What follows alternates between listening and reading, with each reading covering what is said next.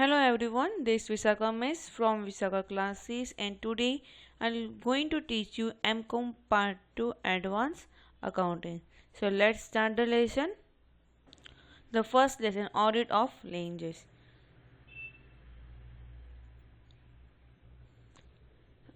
यहाँ पे कुछ स्टेप्स दिए हुए steps involve in the audits.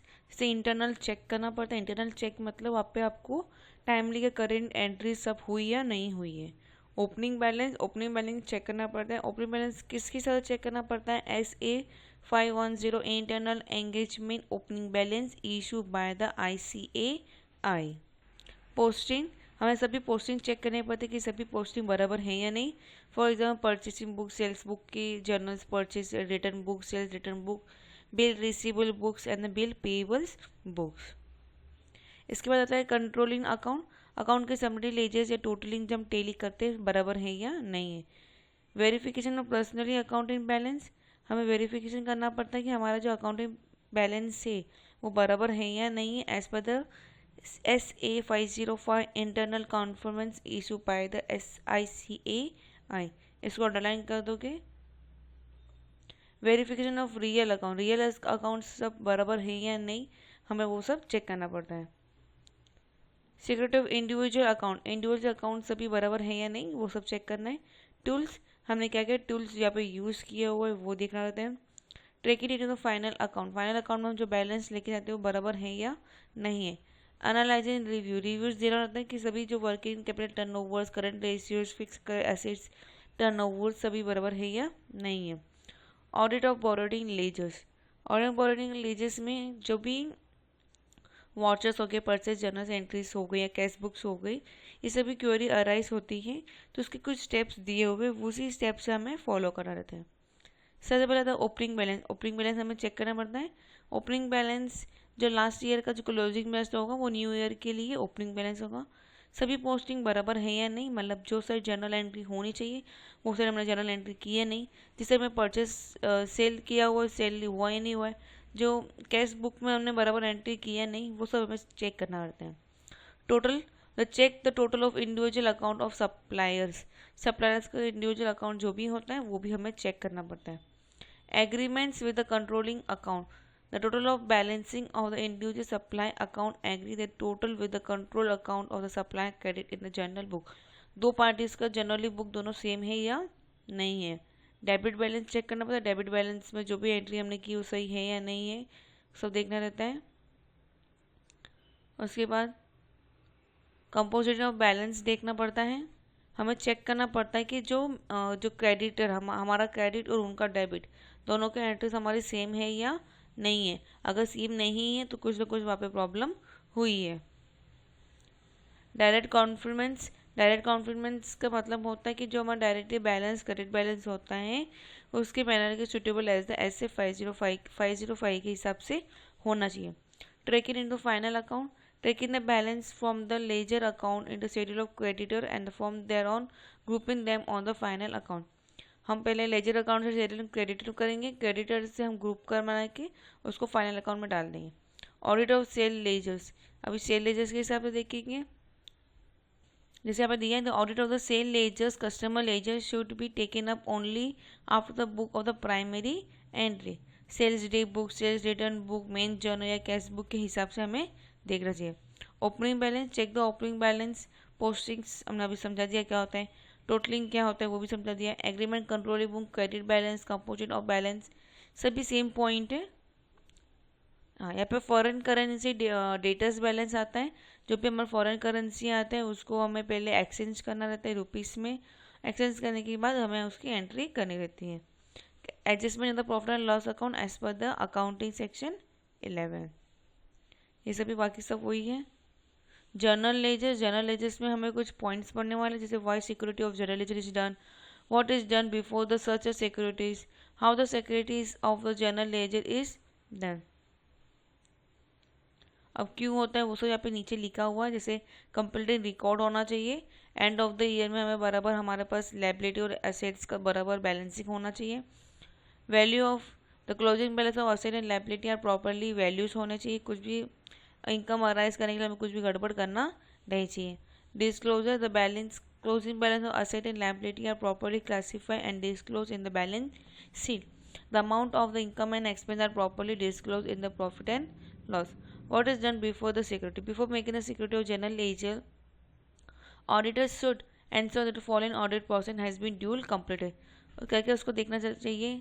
Study of internal control होना चाहिए, वॉचिंग ऑफ ट्रांजेक्शन होना चाहिए, हाउ सिक्योरिटी देन उसको क्या क्या चेक करना चाहिए, ओपनिंग बैलेंस चेक करना चाहिए, सब पोस्टिंग बराबर हुई है नहीं, कास्टिंग हुई है नहीं, लेजर्स अकाउंट्स बराबर हुए हैं नहीं, और लास्ट में समरी एंड द ग्रुप। कुछ फॉलो स्टेप्स करना चाहिए। सबसे पहले चेकिंग, वही ऊपर जो हमने अभी देखा था वही इसी को सबको एक्सप्लेन किया है कि ओपनिंग बैलेंस बराबर होना चाहिए, कोई भी गड़बड़ कुछ भी ऐसा होना नहीं चाहिए। चेक इन द कास्टिंग होना चाहिए। चेक इन द कास्टिंग का मतलब होता है if the account run in many pages it should check the total of one page is correctly carry forward to next page. सबके एक पेज का total करो, नेक्स्ट पेज में देखो कि उसका सेम टोटलिंग वापस फॉरवर्ड हुआ या नहीं है। Security of the ledgers accounts दिया है, उसमें सबसे पहले आता है sales account. Sales account means the main source of income secured in the डेप्ट। The monthly summary is check in sales register deputy debit and credit note receive. Posted for cash back journals are individual and not the summary posted. Cross checking करना चाहिए, ये book से वो book या दूसरी entry से ये entry से हमें क्रॉस चेक करना चाहिए। कट ऑफ ट्रांजेक्शन करना चाहिए, किसी ने अगर कुछ लिया हुआ है, आप चेंज कर रहे हो, कुछ बिल ऑफ रिसीव अगेन हो रहा हो, डिस्पैच हो रहा हो, तो हमें चेक करना चाहिए। Transaction with the balance sheet data, जो भी हमने ट्रांजेक्शन किया हुआ बैलेंस शीट के हिसाब से हमें चेक करना चाहिए। एनालिसिस ऑफ रिव्यूज़, जो भी हमारे एनालिसिस हुए हैं वो सभी हमें चेक करना चाहिए। कैसे चेक करेंगे? Sales should be equal to sold quality sold into the standard price होना चाहिए। Sales for current year should be compare with the sales of the previous year. ये सर अगर मैंने 100 रुपीज़ का अगर सेल किया तो लास्ट टाइम मैंने कितना सेल किया? 90 सेल किया, तो मतलब मेरा प्रॉफिट हुआ कि मैंने इस बार 10% ज़्यादा सेल किया है। लेकिन लास्ट टाइम मैंने 110 का सेल किया, लेकिन इस बार मैंने 100 का ही सेल किया, मतलब 10 का मेरा क्या हो गया? लॉस हो गया। इसे कंपनी को ऑडिटर को चेक करना रहता है। Sales quality should be consider the sales quality opening stock plus production minus the closing stock. Input का मतलब output ratio should be check. Various turnover ratio should be compare and comparing wise sales to net capital employ, sales to fix asset in employ, stock turnover ratio, debtors turnover ratio, cross profit to sales, net profit to sales should be computed and investigated. Book entry सभी बराबर है या नहीं वो सब चेक करना है। सेल्स टू ग्रुप कंज्यूम, जो भी हम सेल्स कर रहे ग्रुप में अगर कर रहे हो तो उसको बराबर ही हमें चेक करना चाहिए। Check in the trial balance and grouping, trial balance और जो भी ग्रुप बने हुए सभी को चेक करना चाहिए। शेड्यूल 3 के हिसाब से हमें foreign currency from the export to goods भी वो भी सब चेक करना चाहिए। अब other incomes account, sample checking. Sample checking मतलब कोई भी हमें सैम्पलिंग जो चेकिंग होती है वो भी हमें चेक करना चाहिए। जैसे हम स्क्रैप सेल्स हो गया, रेंट रिसीव हो गया, डिविडेंड रिसीव हो गया, ये सब। क्रॉस चेकिंग तो आपको बोलो क्रॉस चेक करना, कट ऑफ भी मालूम है आपको। Transaction after balance sheet, same point आया वापस। Analysis of reviews, almost same points ही है, बस खाली ऊपर की हेडिंग कुछ अलग कर दिया है। अकाउंटिंग स्टैंडर्ड 9 होता है। रिकवरिंग कंसिडर, इसको आप अंडरलाइन कर दोगे यहाँ पे। Accounting standard 9, revenues of reconsider issue by the Institute of the Chartered Accountant of India ISAI of purpose. General rules, हमें जो भी जनरल रूल्स होते हैं वो सब फॉलो करना चाहिए। सर्विस चार्ज जो भी सर्विसेज हमें चार्ज लगती है वो भी हमें पे करना चाहिए या वो सब हमें चेक करना चाहिए।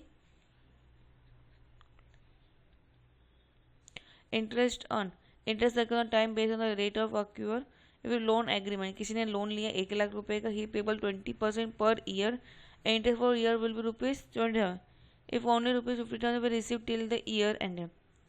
1 लाख रुपए लिया उसने, 1 लाख पे उसको 20% का लोन, 20% इंटरेस्ट मिलेगा, जिससे उसने 20,000 उसको मिलना चाहिए था, लेकिन मिला कितना? 15,000।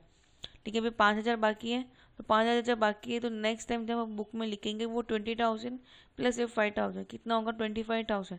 नेक्स्ट ईयर उसको कितना मिलना चाहिए? 25,000। रेंट का भी ऐसा ही है।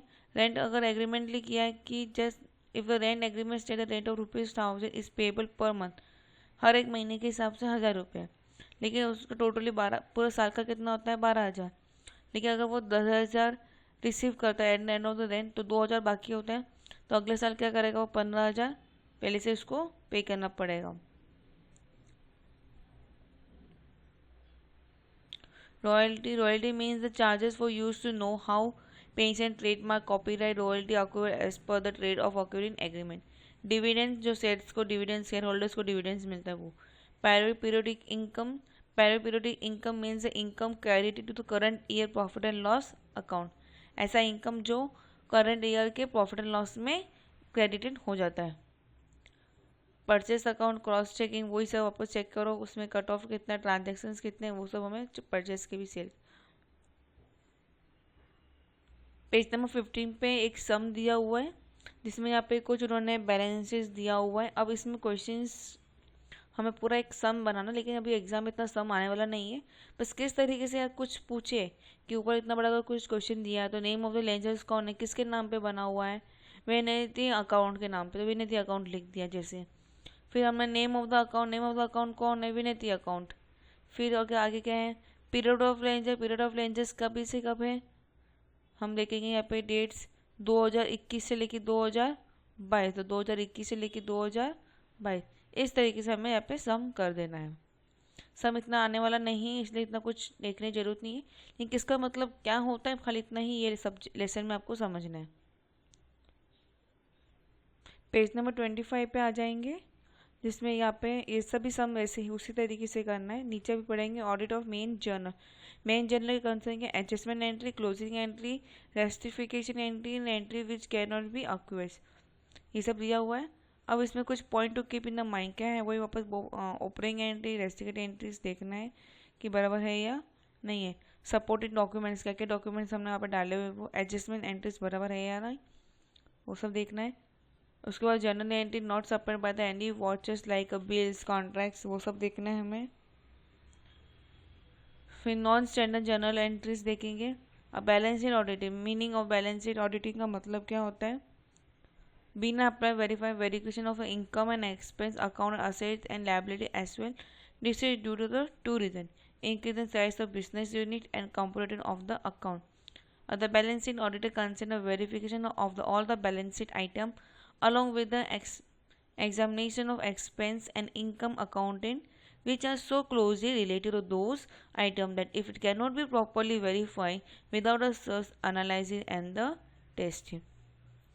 कुछ नहीं, बैलेंस शीट का मतलब होता है कि हमें जो वेरिफिकेशन करना रहता है बैलेंस शीट को कि हमारे जो दोनों असेट्स एंड लायबिलिटीज बराबर है या नहीं है। एग्जामिनेशन ऑफ पार्टनरशिप डेट्स के हिसाब से verification ownership and the entrepreneur controlling assets, proof that all the asset own and control by the enterprise, कि जो भी हम असेट यूज़ कर रहे हैं वो ऑनर ही यूज़ कर रहा है कि नहीं कर रहे हैं। Include asset of balance sheet, proof that all the liabilities are included in actual amount, examination of closing adjustment entries, ये सब समरी अब दिया हुआ है। पूरा जो भी लेसन में हमने अभी पढ़ा है वो सब भी इसी समरी में यहाँ पे दे दिया है। ये लेसन कंप्लीट हो गया। नेक्स्ट लेसन जाएंगे कंपनी ऑडिटिंग 1। कंपनी ऑडिटिंग का 1 का मतलब क्या होता है वो अभी हम देखेंगे। सबसे मेन है कि इसके सेक्शन सभी याद रखना, जैसे यहाँ पे दिया है सेक्शन 128 टू सेक्शन 138। अब क्या दिया है section 128 of company act 2013, every company shall keep as it registration officer at any other place in India after completing dealer.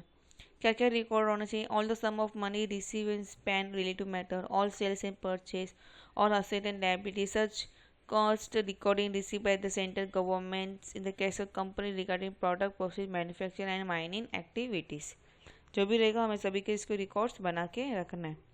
अब क्या दिया है section 128 has a 2 condition for proper books से, true and fair view of the company होना चाहिए, double entry होनी चाहिए, दोनों से कोई भी एक तो होना ही चाहिए।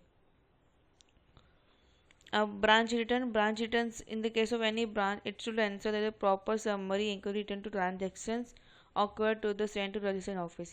जो भी अगर ब्रांचेस है उस कंपनी के तो वापस उसके जितने भी अकाउंटिंग डिटेल जो भी होगा रजिस्ट्रेशन ऑफिस में आने चाहिए। Preparing and presentation of the final account का जो प्रिपरेशन होना चाहिए वो कंपनी एक्ट 2013 के हिसाब से होना चाहिए। अब preparation of book account, the book of the account with the watcher of process 9 in years should be present. जो बुक ऑफ अकाउंट होती है उसमें 9 साल का तो होना ही चाहिए।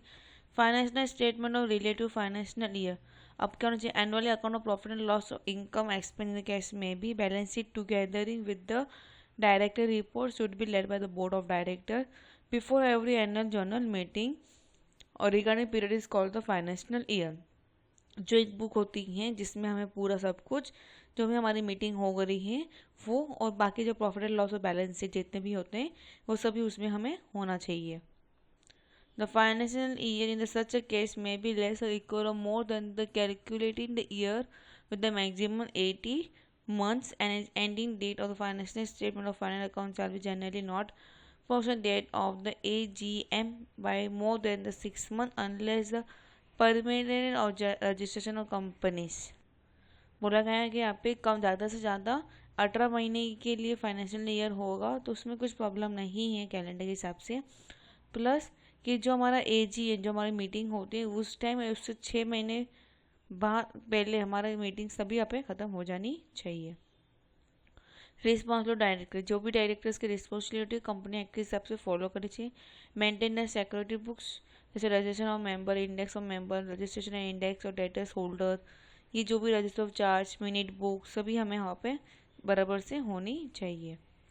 प्रिपेयरिंग ऑफ फाइनल अकाउंट को बराबर से हमें प्रिपेयर करना चाहिए।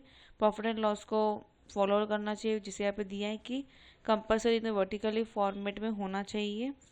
Then non companies of AS of ICI the national advances community theory of dividend reason of effects होंगे।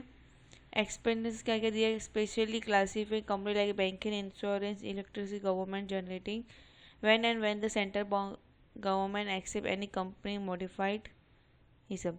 General consideration of the company auditing होना चाहिए, ट्रू एंड फेयर होना चाहिए, मतलब जो सही है जो सही है, जो गलत है वो जो गलत, मतलब नीट एंड क्लीन अपना अकाउंट्सली बुक होना चाहिए। मटेरियलाइजेशन नहीं, मटेरियलाइजेशन मतलब नॉन रिकॉर्ड अनयूज्ड आइटम्स या इनकम एंड लॉस को भी अनयूजुअली आइटम्स को कभी भी हमें एंट्रीज उसमें नहीं करना चाहिए।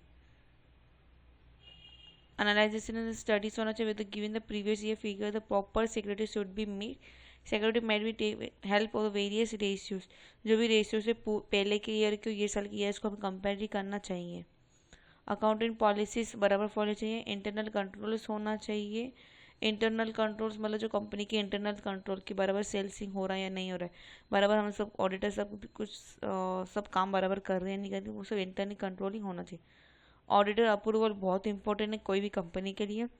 डिस्क्लोज करना चाहिए कि बराबर कंपनी लॉ के हिसाब से अकाउंटिंग स्टैंडर्ड सब फॉलो किए या नहीं किए। प्रॉपर बुक ऑफ अकाउंट होना चाहिए। ऑब्जेक्टिव्स, असेट्स आपको मालूम है जो भी हम चीज़ कंपनी के लिए यूज़ करते हैं उसको असेट बोलते हैं। लाइबिलिटीज जो हम किसी we should not certify himself that a liability and actually liability are not mere book the entries। फिर वर्किंग पेपर सभी बराबर होना चाहिए। कंप्यूटर अकाउंटिंग बराबर होना चाहिए। रिपोर्ट जो भी रिपोर्ट बन रही है वो सभी क्लियर, नीट एंड क्लीन बराबर ऑडिट के हिसाब से होने चाहिए। प्री कंप्यूटर कॉन्सिस्टेंसी होना चाहिए। According to the guidance of company auditing issue by the ICI before considering audit the auditor should take him the failure accountant year, name of the nature company, business जो भी company है उसका नाम बराबर होना चाहिए। State of the company reference of section के हिसाब से होना चाहिए। कॉन्स्टिट्यूट और comparison of board of directors होना चाहिए। इंपॉर्टेंट प्रोविजन मेमोरेबल आर्टिकल होना चाहिए। लिस्ट ऑफ बुक अकाउंट होना चाहिए। कंप्लीट ऑफ सेक्शंस होने चाहिए। कंप्लीशन ऑफ प्रीवियस ऑडिट होना चाहिए। Review of previous audit note and auditor reports, any point arise from the previous year in audit report, ये सभी वहाँ पर पॉइंट्सली होने चाहिए। Verification of the constitute and power, registration डॉक्यूमेंटली जो भी होता है वो सभी यहाँ पे बराबर रजिस्ट्रेशन होना चाहिए। Decision only in the board meeting as per the section 179 following decisions to make a call on the shareholders in respect of money unpaid on the share, to audit buyback of securities, to issue the security included debtors which whether in or outside India, to borrow monies, to invest the funds, to grant loans, to approve financial statement, to clarify the business, to approve the organizations, to take over the company's equity control, any other method which may be described। हमें company के बराबर हमें ये सभी follow जो भी रहेगा meeting में ही हो जाए। Decision only in the general meeting. Appointment of flexibles, declaration of dividend, appointment of relation of director of place of profit, sales lease and otherwise, ये सभी हमें जनरल मीटिंग में बोलना चाहिए। मिनट बुक मतलब जब मीटिंग हो तो कोई एक जन देखा होगा हमने कभी भी, उन लोग फटाफट फास्ट फॉरवर्ड में एक पॉइंट्स लिख देते हैं, बाद में एक मिनट बुक में आराम से उन लोग कॉपी आउट कर देते हैं, उसका होता है minute book. Audit of the certain payment किस तरीके से होना चाहिए ऑडिट का, वो सभी यहाँ पे दिया हुआ है। Article of resolution company act के हिसाब से 2013 के हिसाब से हमें फॉलो करना है। द पेमेंट एंड प्रोफेशनली सर्विसली बराबर होना चाहिए। मोड ऑफ पेमेंट्स किसी तरीके से मंथली पेमेंट कर सकते हो या उनको पार्टली पेमेंट कर सकते हो। कैलकुलेट ऑफ नेट प्रॉफिट बराबर होना चाहिए as per section 198। Sitting fees उनका बराबर होना चाहिए। पेनल्टी फॉर कंस्ट्रक्शन होना चाहिए, charity donation similarly construction. Company act 2013 के हिसाब से should not be extend the 5% और average net profit of the company. बाद में company allowed and to make a contribution होने चाहिए। डायरेक्टर सीटिंग फीस जो भी देते हैं उनकी सब बराबर होना चाहिए। Expense and cooperative socially responsibilities constitute of community boards reports as per section 134। Duty of the CSR community. बाद में लिमिट ऑफ एक्सपेंडिचर्स पे कुछ लिमिट्स ली होती हैं, वो भी हमें देखना पड़ता है किसके हिसाब से, as per the section 135। Average net profit shall be calculated. Payment of dividend profit made by the company is distribution to the share holder by the way of the dividend. Share holder को dividend के हिसाब से उनको payment मिलती है, जिसको verification करना रहता है, एग्जामिनेशन रिकॉर्ड करना रहता है, examination complete with the loss के हिसाब से हमें देना पड़ता है। Section 123 declaration of the dividend profit of current year after provided depreciations profit of previous financial years out of money provide by central and state government. Charging depreciations जो भी charge हो तो डेप्रिसिएशन में चार्ज करना रहेगा। Transfer position of profit in the reviews. Process of declaration of dividend हमें कब declare करना रहेगा, जब बोर्ड ऑफ मीटिंग या जनरल मीटिंग होगा तभी हमें डिक्लेयर करना रहेगा। इंटर डिविडेंड्स लिए तो inter dividend can be declare by the board of director generally paid the middle of the year. The board of director fine, ये अंडरलाइन कर सकते हो यहाँ पे, जब कब पे करते हैं मिडल ऑफ द ईयर में, और is declare by the board of the directors. In the companies include loss in the current finance, अगर लॉस कुछ हो जाए तो inter dividend is declare to keep the share holder happy and keeping the good image of the company in the stock market. सिर्फ किसको declare करेंगे, share holders को जो भी रहेंगे, क्योंकि उनका कंपनी को मार्केट में उसका अच्छी इमेज बना के रखने की ज़रूरत है। बाद में condition common for both the final dividends and the internal dividends के हिसाब से payment of dividend with in 30 days का होना चाहिए। जैसे आज डिक्लेयर किया 30 दिन के अंदर मुझे यहाँ पर पेमेंट करना पड़ेगा। ट्रांसफर ऑफ अनपेड डिविडेंड्स होने चाहिए। इंटरेस्ट ऑफ लास्ट पेमेंट, जो भी इंटरेस्ट ऑफ लास्ट पेमेंट होगा वो करना है। पेनल्टी ऑफ नॉन पेमेंट होना चाहिए। मोड ऑफ पेमेंट्स क्या क्या होते थे, cash, cheque, dividend warrant any electronic manner. Provident of the dividends free reserves होने चाहिए। Punishment for failing of distribution of dividend declare but has been not paid a dividend warrant has been posted within 30 days from the date of declare तो कर दिया कि payment करने वाली, लेकिन 30 दिन के अंदर पेमेंट नहीं किया तो उन्हें क्या होना चाहिए, पनिशमेंट देना चाहिए। क्या पनिशमेंट चाहिए, companies are liable to pay the simple interest at the rate of 18% per annum to the period which is defaulting continue. अगर नहीं पे किया तो 18% के हिसाब से पे करना पड़ेगा, या at least ₹1000 for every day during which such a defaulting continuous, या 1000 रुपये उनको पे करना पड़ेगा एवरी डे के हिसाब से जब तक उन लोग पे नहीं करें। No punishment for distribute dividend under the special case. Dividend shall not be paid to the operative of any law, कोई लॉ आ गया तो डिविडेंड नहीं पे करेंगे। Dividend has been due adjusting against the due any due from shareholders, या dispute regarding right to dividend receive the dividends, ये सब। Same important point to keep in mind, declaration dividend any amount of transaction to resolve bona fide decision of board is respect to dividend cannot be cancelled. Dividends should be declared unconditional paid in 30 days. Dividend equity shares can be distributed only after dividend are paid to the, जब तक preference shares को declare नहीं करते तब तक equity shares को declare नहीं करेंगे, उनको पेमेंट नहीं मिलेगा। Unpaid dividend account shall be called the unpaid dividend account opening by the company in any scheduled bank. Amount of the unpaid dividend are be transfer to unpaid dividend account within the expiry of the 30-day periods. 30 दिन के अंदर अंदर उनको कैसे भी करके वहाँ पे पेमेंट वहाँ पे पहुँचाना रहता है। Vouchers of payments, vouching of payment of dividend, licence agreement, inter dividends अभी हमने पढ़ा था। अब इसमें कुछ ज़्यादा डिस्क्लोजर अकाउंटिंग पीरियड दिया है, जैसे velocities of the fixed asset, velocity of investment, velocity of treatment of good, velocity of the inventory, treatment of retirement benefits, conversion of foreign currency item, revenue recording cash of the long term currency, treatment of expenditures doing construction, treatment of contingents and the liabilities. Manner of disclose, some form part of financial statement, some could disclose at any place, कोई भी disclose कर सकते कोई भी place पे रह के। It can be charged with the materials currently available. Audit of liability, borrowing power होता है audit of liabilities को as per section 179 and 180। Register of charge करना था, डिपॉजिटली करना पड़ता है section of 73 company act 2030। Outstanding taxes and duties हमें सब पे करना रहता है। ग्रुप से लोन होता है, हमें audit of share capital, share capitals mean the capital raise by the issuing of the shares and the amount investment by the share holder towards the face value of the share. Total amount invest by the share holder is calculated is known as the share capital. Share capital are divided in two type, issuing capital and unissuing capital.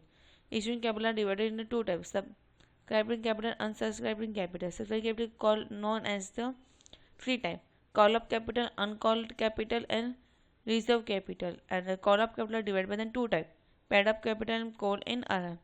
ये सभी चीज़ हमने first year BCom में किया था, जहाँ पे हमने max में शेयर्स के बारे में पढ़ा था, कैपिटल ये सब के बारे में, जहाँ पे हमें शेयर मार्केट और पूरा फेस वैल्यू जो मल्टीप्लाई करने पे मिल रहा था। सेम चीज़ है, बस इसको थेरिकली वे में समझाया गया है यहाँ पे। ऑथराइजिंग द शेयर कैपिटल होना चाहिए। हमें इश्यू कैपिटल क्या होता था? Part of authorising capital which is offer by सब it is calculated as the normal value means the face value, is known है इश्यू कैपिटल। सब्सक्राइब कैपिटल्स क्या होता है? सब्सक्राइब कैपिटल वो होता है जो इश्यू बाय द सब्सक्राइब और take by the public, is non as subscribe capital. Call up capital वो होता है जिसमें सब्सक्राइबर पब्लिकली होता है, but not into entire capital effect देना पड़ता है।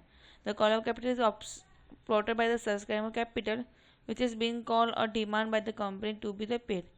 पे up capital, paid up capital वो होता है जो is a part of the capital होता है और जो मेंबर से पे हो चुका होता है, और उसमें से जो सब मेंबर्स होते हैं जो not paid is called the call man. The paid up capital is equal to call up the less call in arrear. Type of shares capital क्या क्या होते हैं? Equities limited divide into two category, equity shares capital and the preference shares capital. Equity shares capital का मतलब होता है having the voting right and different right has been dividend vote and otherwise in according to previous in rule. वह preference shares holders को voting rights की rights नहीं होती हैं। Preference capitals means that the part of the issuing shares capital of the company which carries or will carry the preference right to the expense. Repayment of cash of winning, payment of capital. Orders of issuing the shares from the cash, the Company Act and the CPA's guideline has been down to the application of stated allotment of cases, calls, application of money receiving, समय सब money receiving के हिसाब application करना पड़ता है। Allotment of shares देने रहते हैं, कॉल ऑन शेयर्स के हमें चेक करना रहता है, ये सभी हमने पहले पे पढ़ चुके हैं। Audit of shares issue for the considering other than the cash, cash के सिवा और क्या ऑडिट ऑफ शेयर को इशू होता है वो सब अभी नीचे दिया हुआ है। Verify the companies act section 39 of the company act होना चाहिए। He should consider the other cash, he should also exam the posting and disclosing. Shares issue at the premium, premium का मतलब होता है अगर 100 रुपये हैं तो मेरे को 110 रुपये में मिलेंगे, 10 रुपये ऐसा मेरा प्रीमियम हो गया। Issue the shares at discount, discount का मतलब हो गया कम है, 100 रुपये में 5 रुपये कम कर दिया, मतलब 95 रुपीज़ में हमें मिलेगा।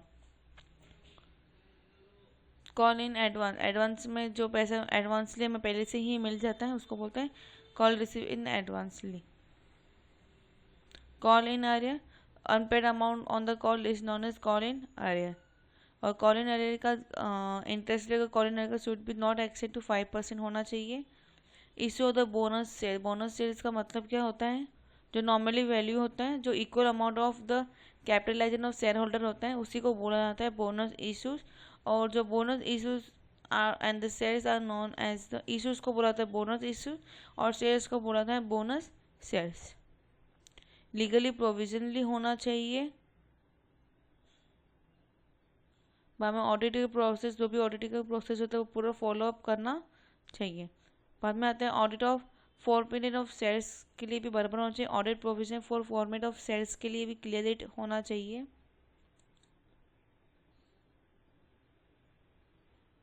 रिडीम दिया कि only full paid of premium share can be redeem होना चाहिए, हाफली पेड होगा तो चलेगा नहीं, ये सब इसमें यहाँ पे दिया हुआ है। अप्रूवल ऑफ ट्रांसफॉर्म होना चाहिए, जिससे the transfer of limited company auditor should exam the AA and see the company is allowed to invest the shares or no. In the case of share certificate is not available for the letter of intent should be examined.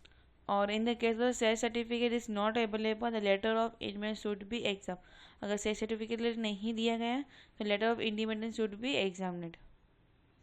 By bank of share होना चाहिए, legally provision होना चाहिए, security होना चाहिए, source of fund होना चाहिए, order special regional limit of अकाउंटली होना चाहिए, that should be not exceed 25% of total paid up capital. डेप्ट इक्विटी रेशियोज होना चाहिए, should not be exceed 21। Fully paid up shares होने चाहिए, रजिस्ट्रेशन ऑफ द सिब्बा होना चाहिए, एक्सप्लेनेशन ऑफ स्टेटमेंटली बराबर क्लियरली होना चाहिए, जैसे बायबैक होना चाहिए, the class of security should भी बराबर होना चाहिए, amount of invested under the buyback होना चाहिए, timeline of completing of process of buyback होना चाहिए, ये सब। टाइम लिमिट ऑफ कंप्लीटिंग होना चाहिए, 12 मंथ के अंदर कंप्लीट होना चाहिए। मैथड्स आप कुछ भी यूज़ कर सकते हो, जैसे for the opening market, for the order lated lots of smaller than the market lots, ये सब। डिक्लेयर सॉल्वेंटली होना चाहिए as per the registration of company and the security of exchange board of India SEBI। Return में जो भी होगा उसको 30 days के अंदर कंप्लीट करना चाहिए, रजिस्ट्रेशन ऑफ बायबैक के लिए बराबर होना चाहिए। अल्टरनेटिव ऑफ सेल्स कैपिटल, अभी हमने अल्टरनेटिव पढ़ा था, लेकिन उसमें कुछ ड्यूटीज होती हैं, जैसे सब सेक्शंस के हिसाब से और 1 सब सेक्शन ऑफ 3064 के हिसाब से। स्वीट इक्विटी शेयर्स होना चाहिए, not less than the 1 year होना चाहिए। Date of such issue elapsed since the date of which the company has been completed business. Auditor of the debtors होना चाहिए, simple and negative होना चाहिए, fix and floating charges होना चाहिए, fix mortgage, first mortgage and second mortgage होना चाहिए, convertible known to the और non convertible होना चाहिए।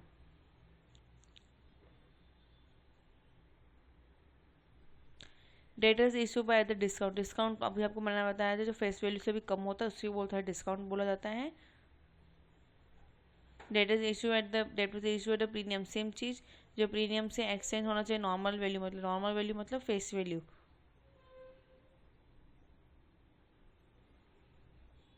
रिडीम एट पार का मतलब होता है जो फेस वैल्यू है उसी को बोला जाता है मतलब जो जितना है उसी में 10 रुपीज़ तो 10 रुपीज़ के हिसाब से ही बिकना चाहिए, ना कम ना ज़्यादा। इंटरेस्ट ऑन डिविडेंड होता है जिसमें payment of interest received expenditures it should be paid even if there is no profit, profit हुआ नहीं हुआ तो भी हमें पेमेंट करना जरूरी है। इशू ऑफ द डेप्ट as the quality of security, security के हिसाब से कैसे इशू होता है वो सब दिया हुआ है। If the loan is not paid on the time this security will be the sold out. ये लेसन में इतना ही है। थर्ड लेसन देख ले, कंपनी एक्ट सेकेंड, यहाँ पे इसमें सिर्फ इतना ही है कि ये कौन से सेक्शन से वो आपको देखना है। Plus part 1 form of the balance sheet, general presentation and the balance sheet, and part 2 the form of the statement of the profit and loss. पूछ सकते हैं कि बैलेंस शीट के हिसाब से पार्ट 1 फॉर्म कौन सा होना चाहिए, मतलब बैलेंस शीट होना चाहिए, general instruction of preparing of the balance sheet, और पार्ट 2 किसके लिए, फॉर्म ऑफ द स्टेटमेंट और प्रॉफिट एंड लॉस। अब हम directly number of share of the share holder more than 5% shares, की फीचर्स दिए हुए जैसे statement of the profit and loss again the profit and loss account as per all schedule 6, और यहाँ पे दिया हुआ है कि the percentage revenue for operative ₹1,00,000 earlier 1% और टोटल रेवेन्यू और ₹5,000 which is higher need to be disclose separately.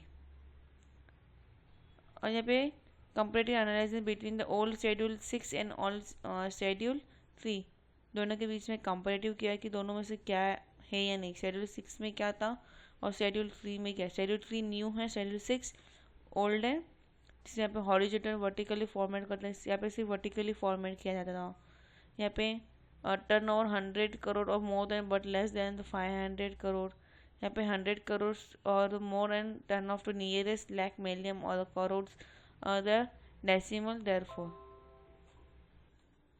फिर net working capital current asset and liability are shown together under the application of fund the net working capital apply on the balance sheet. यहाँ पे asset and liability are to be disputed into current and non current and to be shown in separately and the net working capital will not be appear on the balance sheet. यहाँ पे balance sheet में appear होगा, इसमें balance sheet में appear नहीं होगा।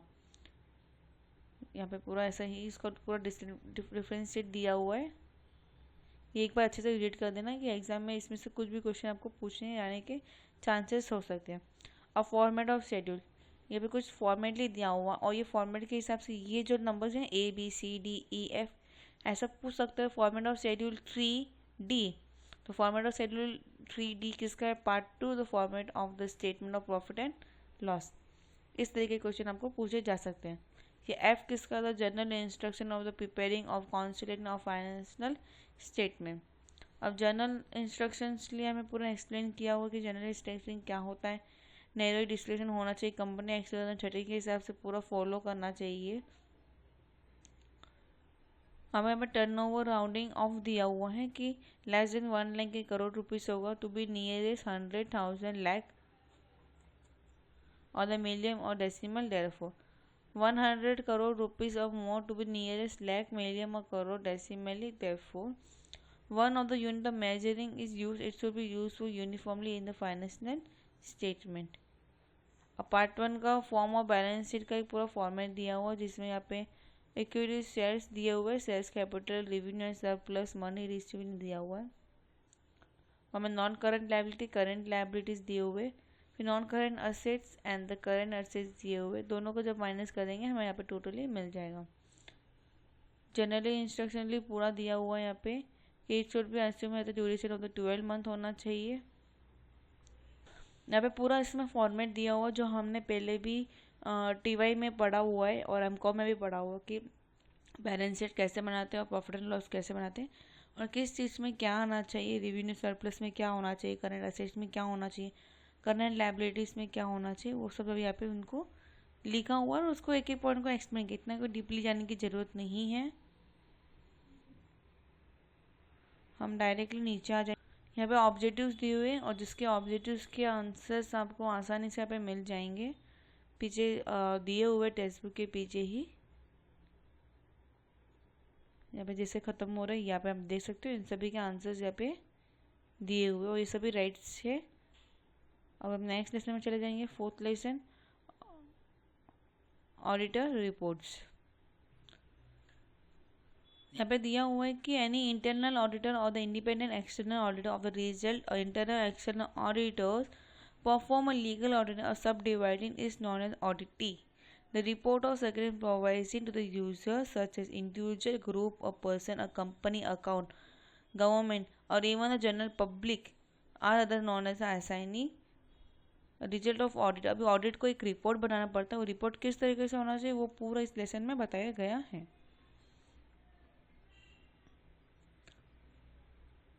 इसमें अभी the 4 common type of auditor report, कितने टाइप्स के रिपोर्ट्स ऑफ ऑडिटर होते हैं, 4 टाइप्स के लिए। फर्स्ट अनक्वालिफाइड ऑप्शन, अनक्वालिफाइड का ऑप्शन का अनक्वालिफाइड ऑप्शन का मतलब होता है the any option is said to be unqualified when the auditor considers that the financial statement is given in the true and fair view। कि कोई भी अगर कोई भी ऑडिटर कंक्लूजन कर देता है कि फाइनेंशियल स्टेटमेंट जो दिया गया है वो ट्रू एंड फेयर व्यू है, उसी को बोला जाता है अनक्वालिफाइड ऑप्शन। अब इसमें कुछ पैराग्राफ वाइज इसमें लिखना रहता है, जहाँ पे आप नीचे डायरेक्ट लेकर चले जाओगे इसी के लास्ट लाइन में। The first paragraph commonly refers to introduction paragraph. जो फर्स्ट पैराग्राफ होता है उसको बोलते हैं introduction paragraph. Second paragraph commonly refers to the scopes paragraph detailing where the and the third paragraph is commonly refers to the optionate paragraph। बस इसी में इतना ही है कि कौन से पैराग्राफ है वो कल आपको याद रखना है।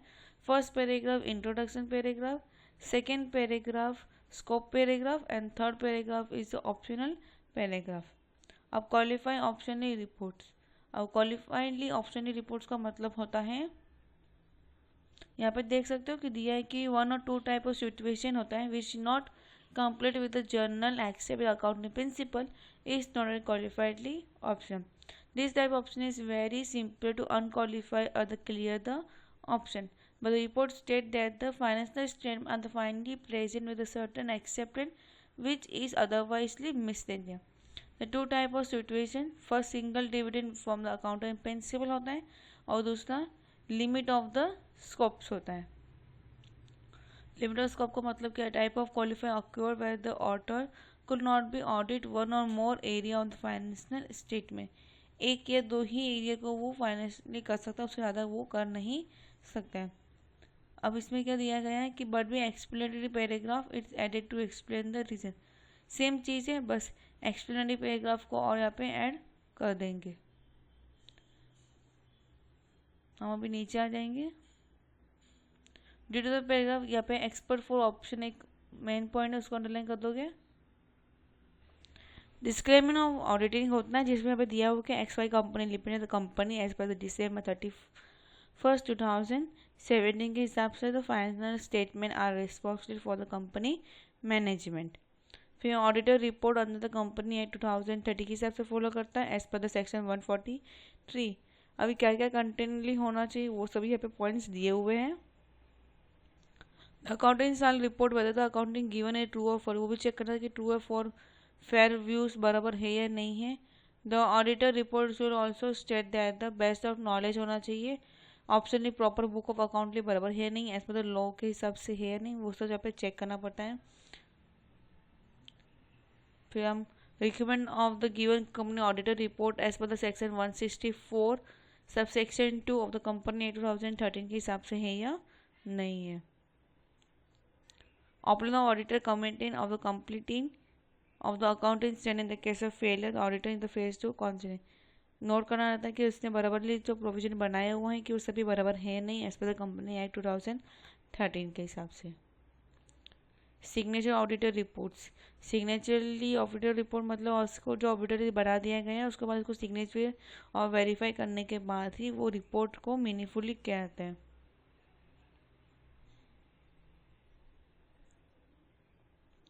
Company auditor report, company auditor reports order मतलब cargo rule 2016 the MC has issued the companies. ये बहुत इंपॉर्टेंट है, इसको हम अच्छे से ये बहुत इंपॉर्टेंट पॉइंट है, ये पूरा आपको 4.6.8 पढ़ना पड़ेगा।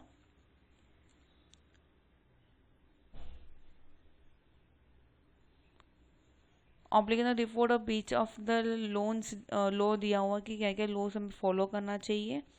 The company audited report order 2016 cargo के बारे में पूरा यहाँ पे एक्सप्लेन किया है कि आर्टिकल डिटेल्स कौन सा होना चाहिए, applicable as per the section 2 sub company act 2013 होना चाहिए।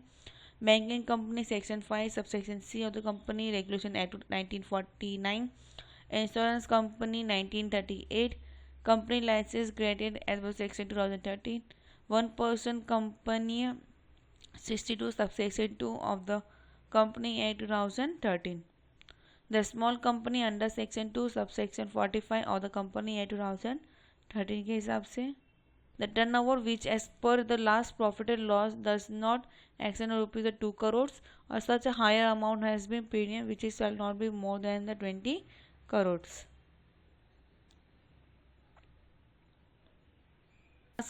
खासकर इस लेसन में क्या है कि जितने भी ईयर्स दिए हुए सेक्शंस दिए हुए आप सभी को वो याद रखना है। मेनली सेक्शंस पूछने के चांसेस हैं थोड़े कि सेक्शंस पूछ सकते हैं कि कौन से सेक्शन में क्या हुआ था। जैसे यहाँ पे cost record under section 148 sub section 1 of the company act 2013। वहाँ पे अगर ऐसा ऑप्शन दे दिया तो company act 1984, then answer will be company act 2013 ही होने वाला है, उसको आप चेंज नहीं कर सकते वहाँ पे। रीपेमेंट ऑफ लोन होता है, रीपेमेंट ऑफ लोन किस तरीके से हो सकता है, borrowing of financial institute, bank, government और due to debtors holders. Reporting of frauds, जो भी फ्रॉड्स हुआ रहेगा उसको रिपोर्ट बनाना पड़ता है। Approval of managerial recruitment, approval ही होना चाहिए एज पर द सेक्शन 197 है। नॉन कैश ट्रांजेक्शनली होना चाहिए, ट्रांजेक्शनली है whether the direct or personal contribution is or if whether the provision of section 192 completely. Audited reports versus the political contribution. Audited reports और political contribution के बारे में पूरा यहाँ पर दिया है कि पॉलिटिकल पार्टीज कैसी होती है, किस तरीके से होती है, कि उन्हें पॉलिटिकल कंट्रीब्यूशन का सर्टिफिकेशन होना चाहिए इस वजह सेक्शन 182 के हिसाब से। Should be qualify his audit report mention that regarding limited factor contribution are not properly disclosing as per the section 143, the auditor accountant account company accounted with recruitmentally, इसे वहाँ पे होना चाहिए। व्यूज ऑफ डिपार्टमेंट, डिपार्टमेंट का पूरा view होना चाहिए, जैसे ये charter accountant as the scheduler auditing company है टू द ICAI होना चाहिए। Recruitment of act are the auditing should be satisfied settle by the public account given a true view of the company's state affair of the profit and loss for the financial years। यहाँ पे भी short notes दिए हुए हैं, theoretical questions दिए हुए और यहाँ पे कुछ फिर इन द ब्लैंक्स दिए हुए हैं और इसके आंसर आपको नीचे मिल जाएंगे। हम नेक्स्ट लेसन चले जाएंगे।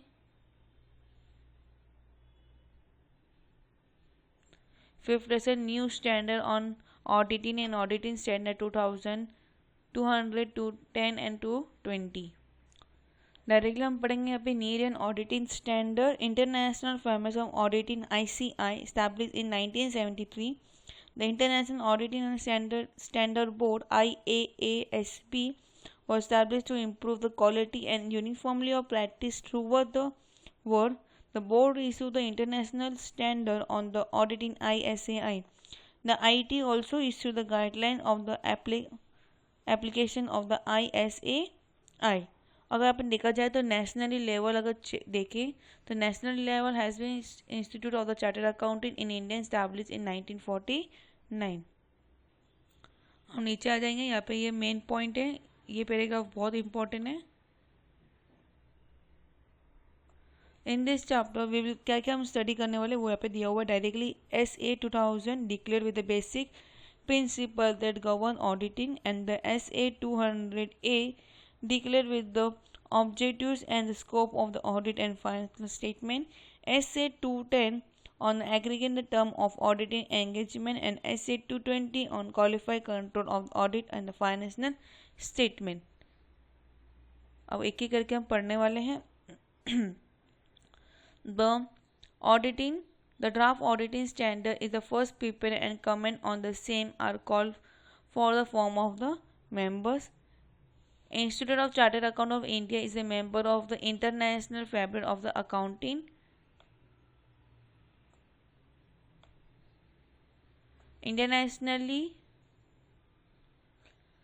International Feminine has so far issued 39 standards, and our institute has issued 35 standards on the same line, and 3 more are in the principles।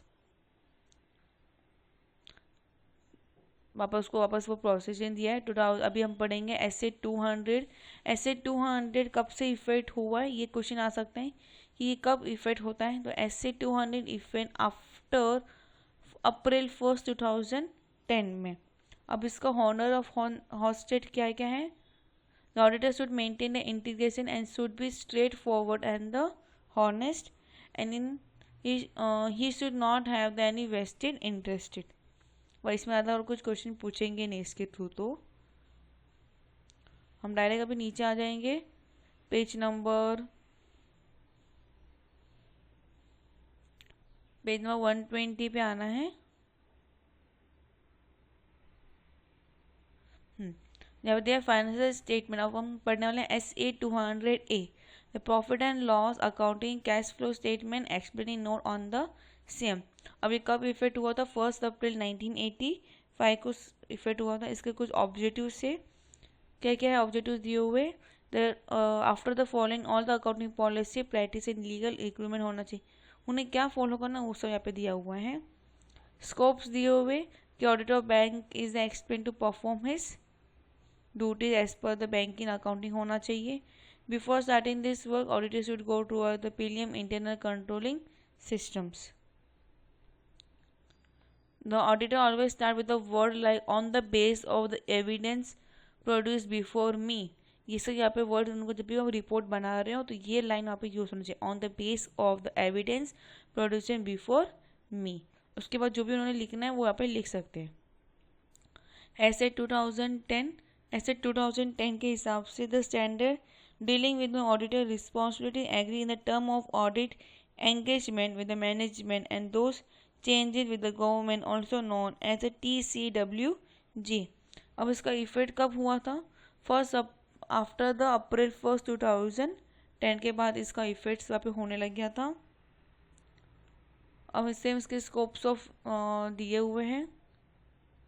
हम डायरेक्टली नीचे चले जाएंगे। यहाँ पे दिए हुए how audit will send the engagement letter in the following sir when there is change in ownership, when there is change in senior management, change in reporting recruitment, change in law of regulator. फिर हमें explain और change in term of auditing एंगेजमेंटली होना चाहिए। Explain the audit engagement letter, किस तरीके से letter होना चाहिए। जैसे यहाँ पे to the board of director ABC limited with reference to your letter date we could like to inform that you that we are placing a conduct of audit of financial statement comparison of क्या क्या देंगे साथ में, balance sheet, statement of profit and loss, cash flow statement and note of account. इस तरीके से letter बन के वहाँ पे जाता है। और बाद में यहाँ पे पूरा उनका signature, membership number, form registration number, date, place and the client signature. अब एज पर द S220 देखा जाए तो यहाँ पे इसका इफेक्टली कब हुआ था हम देख लेते हैं कि ये मेन इफेक्ट्स पूछे जा सकते हैं। इफेक्ट हुआ था आफ्टर अप्रैल 1 2010 में हुआ था और at the level of auditing firm and at the individual auditing ये सच पॉलिसी यहाँ पे फॉलो करे जाते हैं।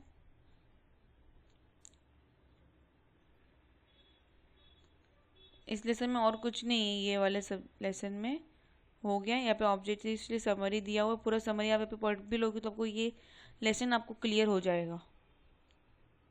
यहाँ पे कुछ ऑब्जेक्टिव्स दिए हुए और इजीली आपको ये ऑब्जेक्टिव्स अगर मिल जाएंगे। अगर आपको नहीं मिल रहे तो मुझे आप कमेंट कर सकते हो, तो मैं आपको ये ऑब्जेक्टिव्स के मेरे टेलीग्राम चैनल पे आपको ये मैं सेंड कर दूँगी वहाँ पे। मैं अगर ज़्यादा कमेंट आएंगे तो ही मैं वहाँ पे मैं सेंड करने वाली हूँ सब आंसर्स के सबके ढूंढ के।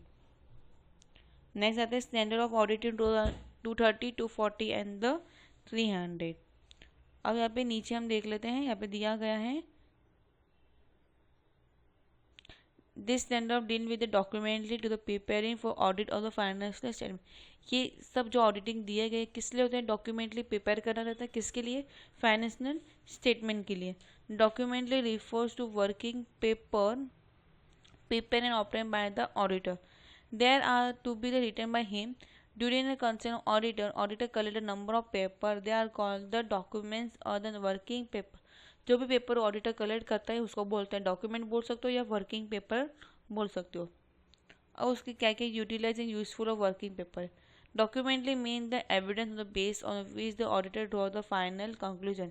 वो सब क्या होता है? एविडेंस होते हैं, जिससे एविडेंस से लेकर फाइनली वो कंक्लूजन बना देता है, फाइनल स्टेटमेंट बना के देता है। As per the standard of auditing, the auditor planned the essay 220 on the quality control, supervision and the revenue of auditing working is necessary. The auditor documentally means the report of the auditor process performing evidence obtained and the conclusion drawn by the auditor. और evidence को use करके वो last में conclusion draw back कर देते हैं। अब उसको यहाँ पे such a file should be prepare at the must within the 60 days of the completion of auditor or it that collected may be not be in the 100% correct। कभी भी 100% correctly होगा तो होने का चांसेस कम है। अब कुछ एग्जांपल्स होते हैं डॉक्यूमेंट्स के, क्या क्या एग्जांपल्स है, जैसे audit program, letter of confirmation of engagement, represent of submitting to the management if any other corresponding conduct during the auditing work.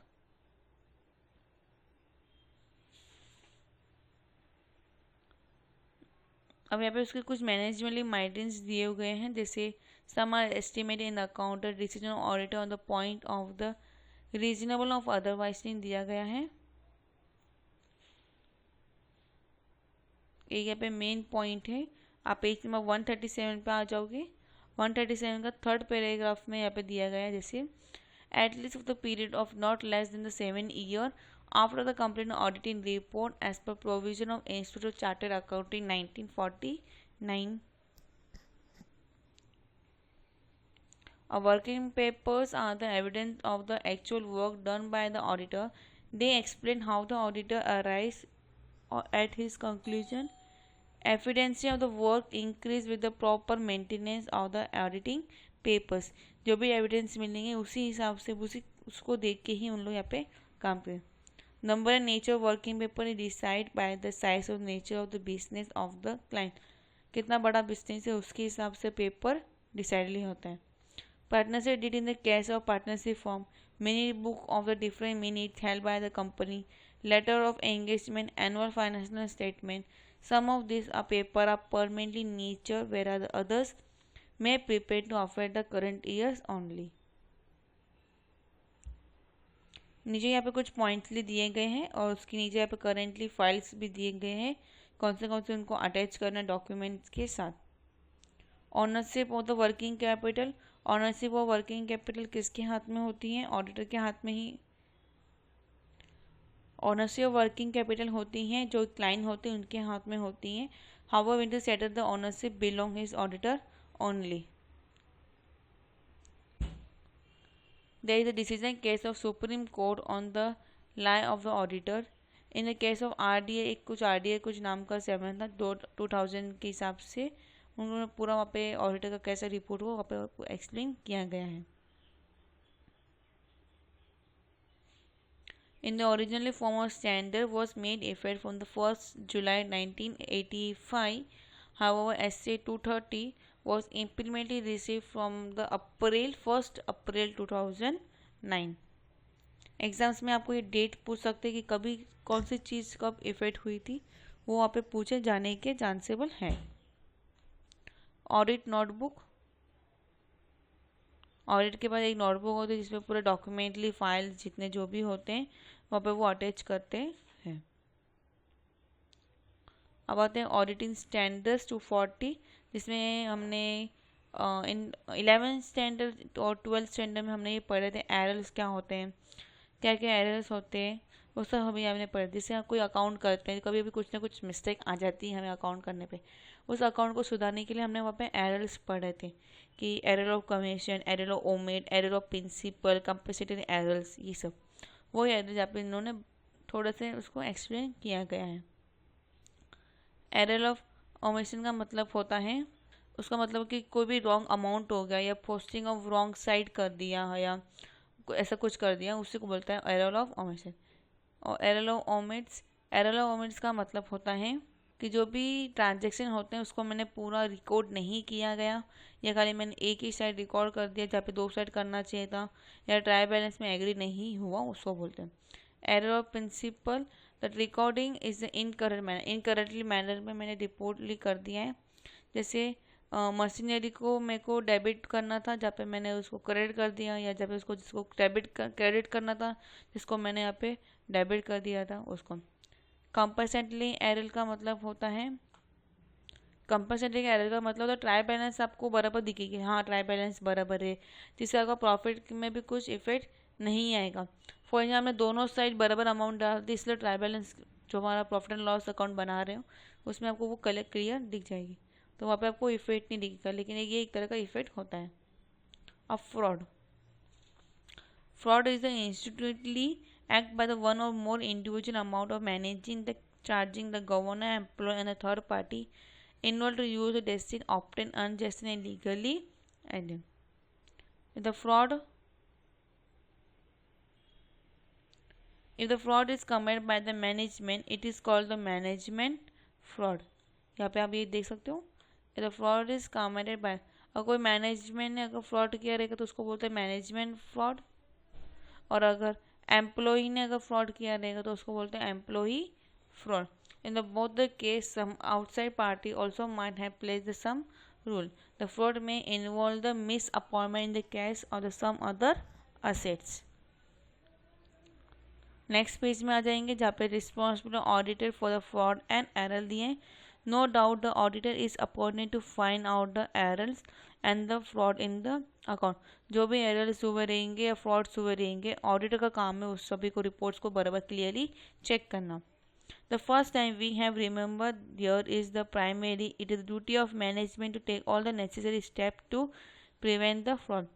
ये हमने फर्स्ट टाइम यहाँ पे पढ़ रहे हैं कि मैनेजमेंट की ड्यूटी है कि जो भी स्टेप्स ऑफ फ्रॉड्स हो रहे वो बराबर क्लियरली करना जरूरी है। As per the SA 200, the auditor should maintain audit of the professionally explained throughout the audit. हम आ जाएंगे पेज नंबर 146 पे जहाँ पे हम पढ़ने वाले auditing standard 300 planning a audit of the financial statement. दिया गया this standard of audit deal with the preparation auditing plan on auditor as per the section effected on the 1st April 2008। The as per the 200 which deal with the basic principle of auditing state the auditor should plan his work to conduct and effect the audit in effectively timely manner।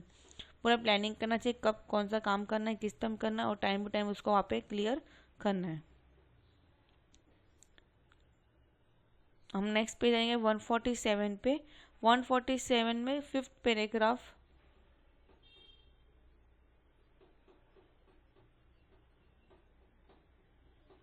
यहाँ पे ये दिया ना,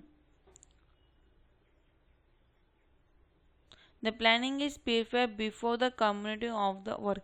ये पीछे एक filling the plan से उसका आंसर है और इसका आंसर है बिफोर आंसर है यहाँ पे। तो आप ये देख सकते किधर से भी उन्होंने पीछे टेक्स्ट बुक के पीछे भी कहाँ से भी दिया गया है, तो इस तरह के क्वेश्चन आने के चांसेस है।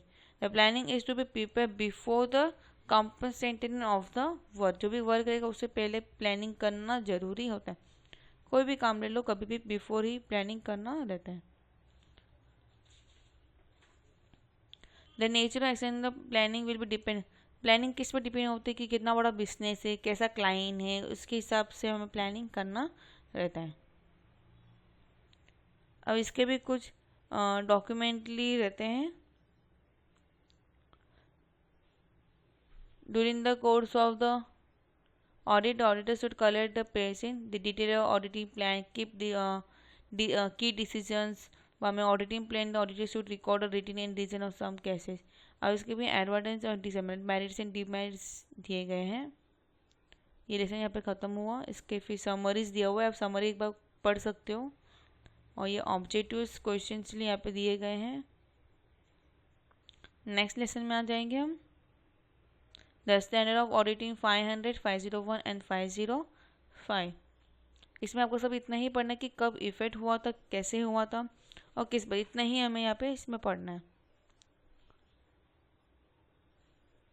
The auditor should obtain the sufficient relative operative and reliable evidence on the base on which he can draw reasonable conclusion regarding the accounting statement. ऐसा मतलब है कि जो भी एविडेंस होता है उसको ड्रॉबैक के लिए करना चाहिए, कंक्लूजन करना चाहिए, क्योंकि उसी से उसका स्टेटमेंट बनने वाला है। The auditor evidence refers to any information verbal और written obtained by the auditor during the course of auditor arise at the conclusion on which he based his option on the financial statement. The auditor process, yeah, one thing should be clearly understood, the auditor evidence is different from the proof. Evidence is not a proof, that is they are, ऐसा बोला था कि वो एक तरह का proof नहीं है, बस वो एविडेंस है जिससे उसको कुछ काम करना है, बाद में उसे वो प्रूफ कर देंगे। Therefore auditor process is called the process of the prescience rather than the process of proof. This standard is made effects from 1st April 2009 in the revision form. अब एविडेंस प्रोसेस शुड भी कैसे evidence होना चाहिए, 3 points दिए गए हैं।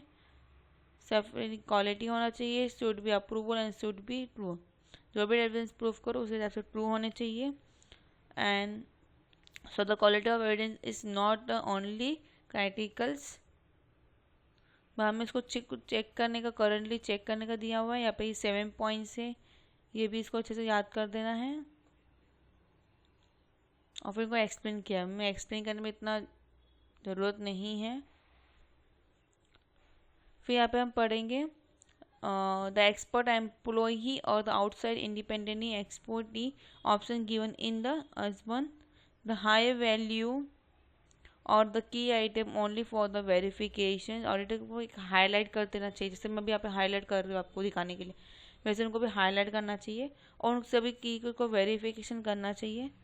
अब इसमें इंटरनल एविडेंस में not be reliable as externally evidence होते हैं। और for the testing the correctness of the evidence the author may make use of ratio and tending, bank reconciliation statement, cashier and the bank keeping.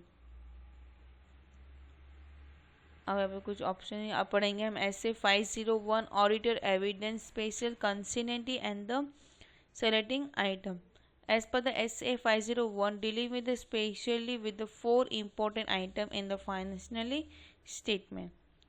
जैसे 4 item दिए। Part A attendance of the physical inventory counting, inquiry regarding the literary and client.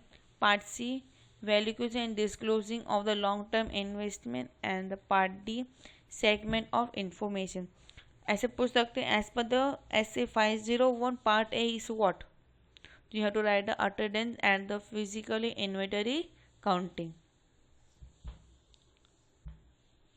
Attendance and physical inventory counting आप 4 points दिए। Evidence management, observation performance, inspect inventory and performing the test counting.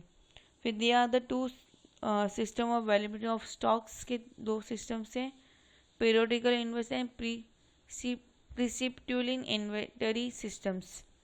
Under the periodical inventory system, stock is generally valued at the end of the year or as near the same as possible। और periodical inventory that the bin card and different item of stock are verified or physically counting tally book keep figure from time to time। Auditor has to mainly check the 3 things: all the record inventory actually exist on the day or in the proper condition, they are the honored by the client, they are the valuable some sound accounting principles। अब यहाँ पे सभी को एक एक points को यहाँ पे उन्होंने पूरा अच्छे से एक्सप्लेन किया गया है। और ये इफेक्ट कब हुआ था? 1 अप्रैल 2010 को हुआ था। उसके बाद ही यहाँ पे इफेक्ट्स होने लग गए थे। अब 505 एक्सटर्नली कॉन्फिडेंसली पढ़ेंगे, जिसमें यहाँ पे कुछ उसको डेफिनेशनली नीचे दिया गया है।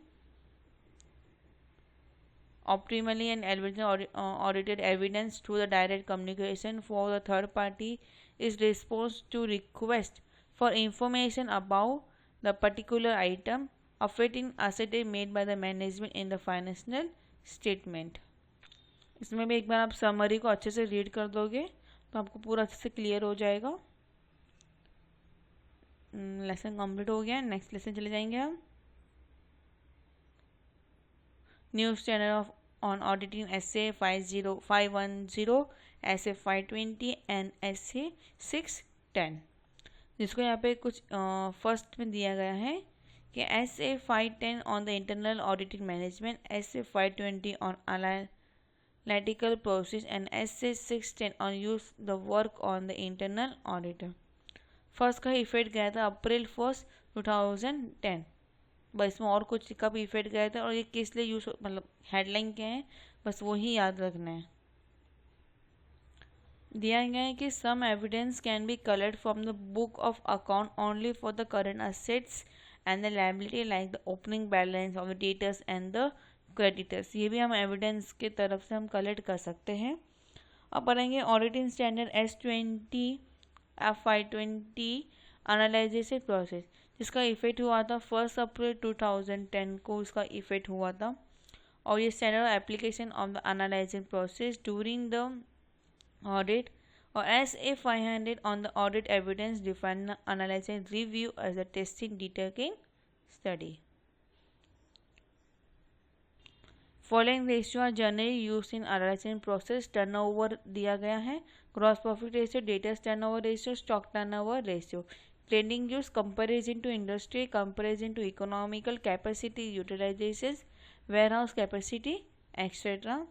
फिर दिया गया है financial and non financial relationship, sales experience to the number of employ, sale of the equities, sold sales figure to capital utilizations compared to budgeting figures with the actually figures, etc.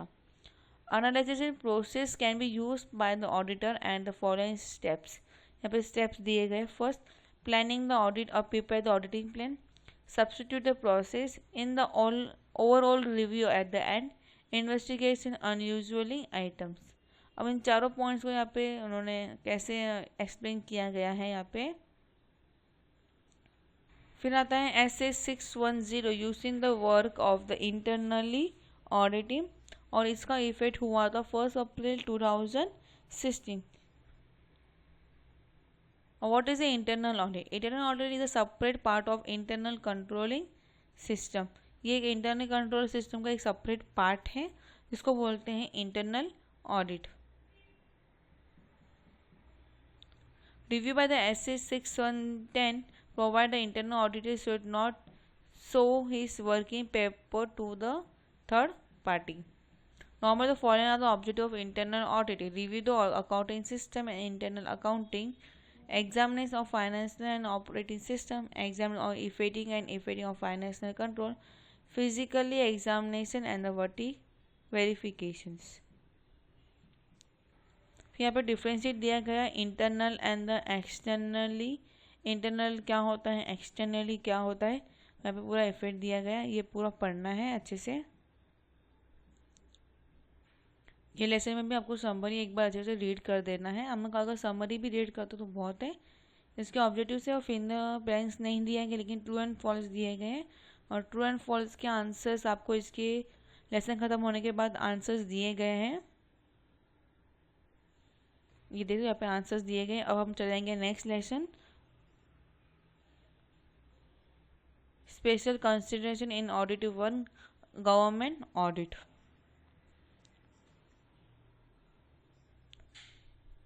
जब ये obtain appointment letter indicate the natures works in the scopes दिया है. Determine the overalls of object true and fair views होना चाहिए. Past auditing report चाहिए. Past financial statement भी बराबर होना चाहिए.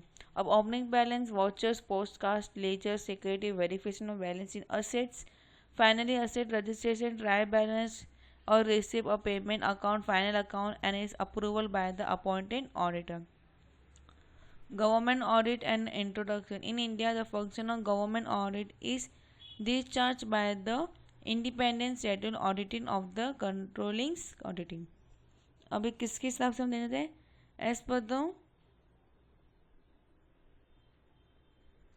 article 149 state that the CNAG shall perform such a duty to exercise such a power in the relatives of to the account by the union and the state on other auditing bodies.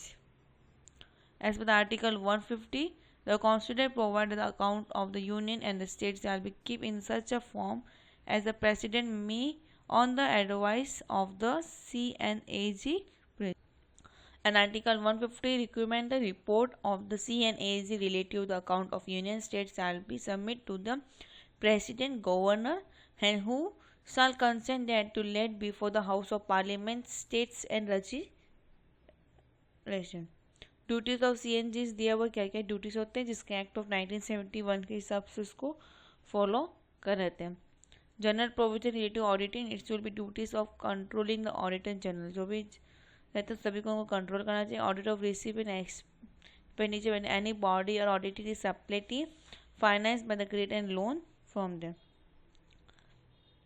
Whether the grant and loan to the body are audited from the Constitutional Fund of India or the any state or the any union territory have the legislative assembly in the financial year is not less than rupees 25 lakh and the amount of such a grant or the loan is not less than the 75% of the total expenditure of the body or the authority, such a body or the authority shall be depending on is the purpose of the financing by such a grant and loan on granted. फिर यहाँ पे हम as per the company act हमें 1956 के साथ यहाँ पे provide करना पड़ेगा. पावर ऑफ CNG का देखिए क्या क्या पावर है उनके मतलब हाथ में. एक्सपेंडिचर ऑडिटर है. 3 standards are financial rules and regulations. Such audit is called the audit done against the rules and order. फिर sensitive editing special, the audit of sensitive. Provision of one out is called auditing against the provision of one. General principles of financial auditing, which is called the property auditing. फिर आता है यहाँ पे there are the various programs, schemes and projects which are largely finance expenditures has been is such as auditing is performed by the performance auditor. और यहाँ पे rules and ordering दिए गए हैं, क्या रूल्स एंड ऑर्डर्स उनको follow करने चाहिए. Audit of the commercially account में दिया गया है. ये यहाँ पे 2 पॉइंट्स दिए गए. Department enterprise engage in the commercial and trade operative which are such to be the same law finance and other regulated as other government department and agency. Statutory body cooperative created by the special status mostly financed by the government in the form of the loan and the grant etc. इसके बाद हम पढ़ते हैं government company setup the under the company act 2030. Appointment of the auditor. Appointment of auditor as per the section 139 of the Company Act 2013. This should be within the 180 days from the commencement of the financial year. The first auditor's appointment should be within the 60 days from the date of registration of company. The board of directors of company shall appoint such auditor within the next 30 days. In the case of failure of board of directors, such auditor within the next 30 days. The board shall inform the member of company who shall appoint such auditor. Within the 60 days, at the externally journal meeting, he should appoint the first meeting and there should be first annual journal meeting. Casually vacancy. As a usual vacancy in the office of auditor of the government company shall be filled by the CAG in India within the 30 days. In the case of the CNNG, not fill the vacancy within a set period, the board of directors should fill the vacancy within the 30 days. Summations दिए. The auditor operating aforesaid shall be submit a copies of the auditor report to the controlling and auditor journals. Powers within a 60 days. The date of received auditor report mentioned above shall have to the right. Control and supplementary auditor. Commenting upon the supplement use of auditor. Test and audit of CNG of India as per the Act of 1971. फिर यहाँ पर इसके बाद हमें object reporting process, जो भी reporting process हुआ रहेगा पूरा यहाँ पे हमें एक्सप्लेन नहीं करना है, क्या क्या रिपोर्ट ली वो सब पे देना है. लेसन कंप्लीट हो गया है. हम नेक्स्ट लेसन जाएंगे जहाँ पे ऑब्जेक्टिव्स यहाँ पे दिए गए हैं, फिर ट्रू एंड फॉल्स दिए गए हैं जिसके आंसर्स आपको नीचे दिए गए हैं. अब नेक्स्ट लेसन में हम चले जाएंगे. नेक्स्ट लेसन है special condition in the auditing. अब इसमें हम पढ़ने वाले audit of hospital, audit of club, audit of hotels, ये सब पढ़ने वाले हैं. इसमें audit of the sole trader से जहाँ पे it's also associated with the term of the self employ. Sole trader वो होता है जो खुद का ही बिजनेस चलाता है, खुद ही मालिक होता है, जो भी काम रहता है वो खुद ही करता है, उसी को बोला जाता है सोल ट्रेडर. फॉर एग्जाम्पल जो अपने नीचे किराने की दुकान होती है ना, उसी को बोला जाता है sole trader. The sole trader may be accounted audit by the following reason. Tax purpose होना चाहिए, borrow in the from the bank होना चाहिए, more depending on the employee, morally check on employee, business carry on number of place for validation of the goodwills. The auditor depending upon the scope of the nature of the business, volunteer cash book, bank transaction, watching in the of the sales and purchase, casting posting from original entry book to the ledger, verification of various asset and liability, trial balance, verify the cut of portion whether the properly following final account tally with the books and account. Audit of the partnership. अब partnership का मतलब आपको मालूम है, जहाँ पे दो या दो से ज़्यादा जब पार्टनर मिल दो या दो से ज़्यादा जब मिलकर पार्टनर बनते हैं, उस चीज़ को बना के फिर बिजनेस एक करते हैं. जब उस बिजनेस को फॉर्म करा जाता है उसी को बोला जाता है पार्टनरशिप फॉर्म. अब partnership form act 1932 does not describe the audit of the partnership form. अब इसमें आगे क्या दिया था, उसमें भी क्या क्या name and style under the which the business shall be conduct. Duration of partnership लिखा होना चाहिए, मतलब जो हम एग्रीमेंट बना रहे हैं उसमें सभी चीज़ें ये लिखी हुई होनी चाहिए. कितना कैपिटल दे रहे, क्या किस हिसाब से प्रॉफिट एंड लॉस शेयर होना चाहिए, वो सभी यहाँ पे होना चाहिए.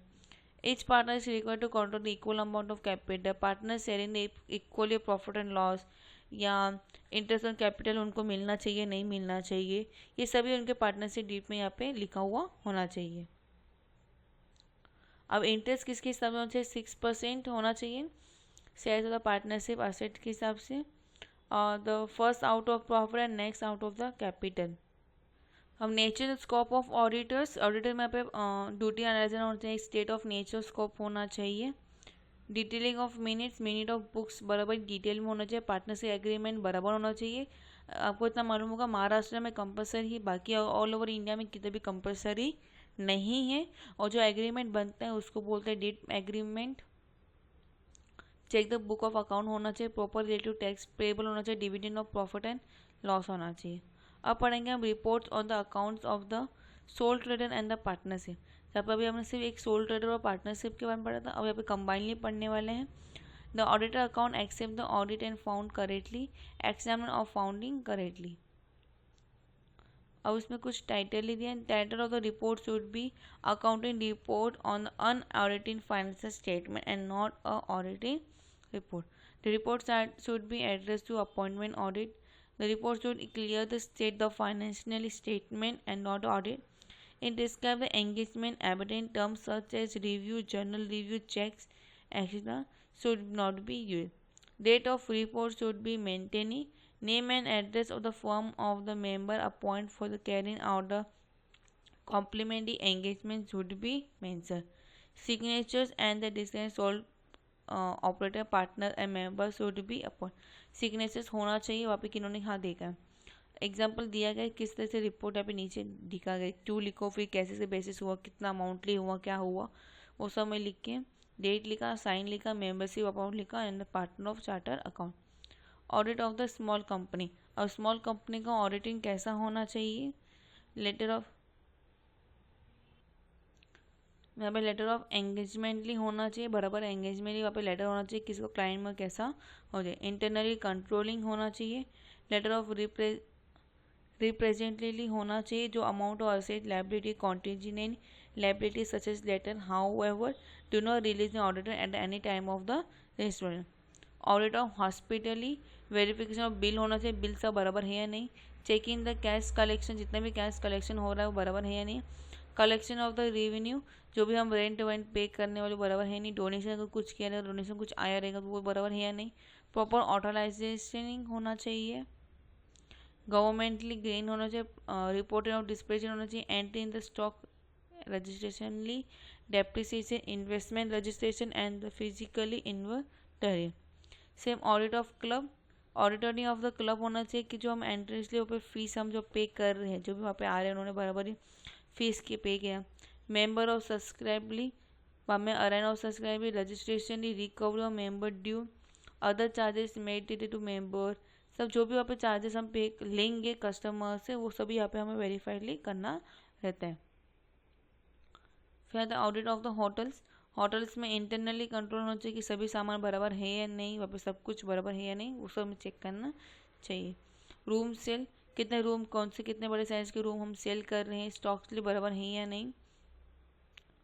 वहाँ में फिक्स असेट लाइक वहाँ पे होटल्स में जो साइड में जो कबर्ड वबर्ड रहेगा वो फिक्स असेट्स हो गए. वहाँ पे कैजुअली लेबल्स होते हैं वहाँ पे होटल्स में. फिर हम नीचे आ जाएंगे. Tax audit. टैक्स ऑडिटिंग क्या होता है वो हम यहाँ पे पढ़ने वाले हैं अभी. टैक्स ऑडिटिंग का मतलब होता है कि profit and loss prepare by the accountant disclosing the book which as per the rule of the IT rule and should be the profit and loss account and tax also prevent the deduction present percentage a full amount of certainly charges। अब इसके कुछ points नीचे दिए गए। Income tax act 1961 concern a number of provisions which are required to order are the section 12A, section 33AB, section 33ABA, section 35D, section 35E, section 44AB, section 44DA, section 80HH, section 80HHB, section 80HHNA, section 80HHC, section 80HHD, section HHE, section 80HHF, 80I, section 80IA, section 81B, section 80IC, section 80JJA, section ADLA, section 115JB and the section 142 subsection 2A। अब types of auditing क्या रहेगा? Compulsory tax auditing, selective the tax auditing as per the section 142 to subsection 2A, tax auditing for the cleaning under certain exemption। Scopes दिए गए हैं, क्या क्या scope of auditing वो दिए हैं। अब compulsory tax auditing as per the section 11 of financial act 1984, section 44AB and assignment year was 1985-86। It should be a preference year and the sum whether the total turnover or the gross receipt exceed the sum of the 2 crore rupees in the any previous years।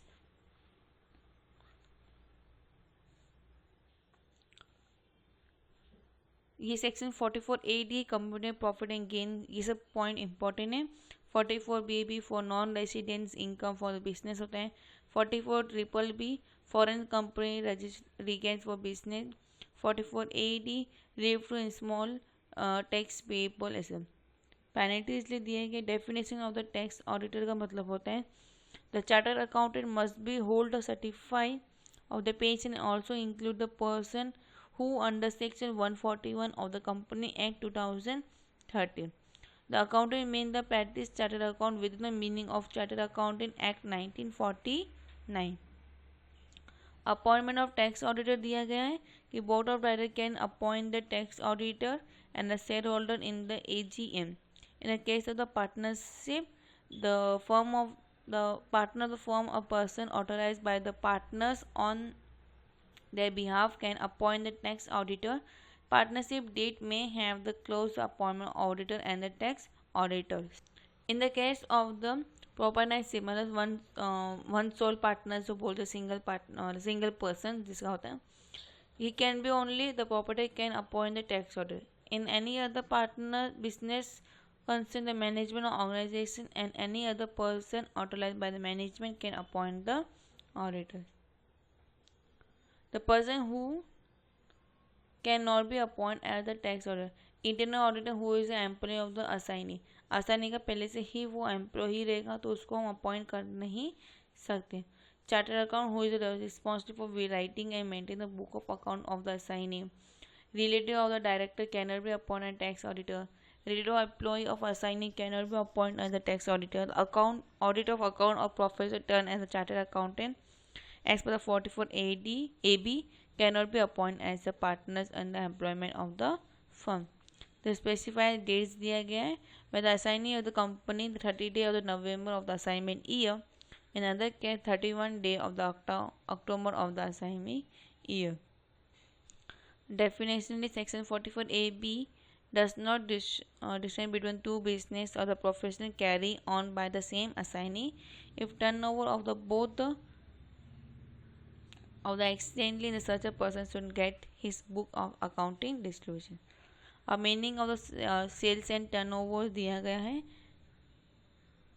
कि sales should not be a trade discount turnover, a good return should be a price distribution, cancellation of the bills, ये सब दिया गया है।